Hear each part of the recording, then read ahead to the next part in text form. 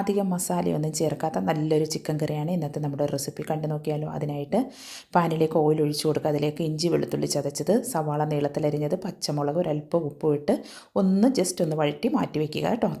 ഇനി മറ്റൊരു പാനിലേക്ക് ഒരല്പം ബട്ടർ ഇട്ട് കൊടുക്കുക. ഇതിലേക്ക് ചിക്കനിൽ ഞാൻ ഉപ്പ്, കുരുമുളക്, ഒരല്പം തൈര് ഒന്ന് മിക്സ് ചെയ്തിട്ട് കുറച്ച് സമയം ഒന്ന് മാറ്റി വെച്ചതിന് ശേഷം നന്നായിട്ടൊന്ന് അടച്ച് വെച്ച് തന്നെ ഇതൊന്ന് ഫ്രൈ ചെയ്തെടുക്കുക കേട്ടോ.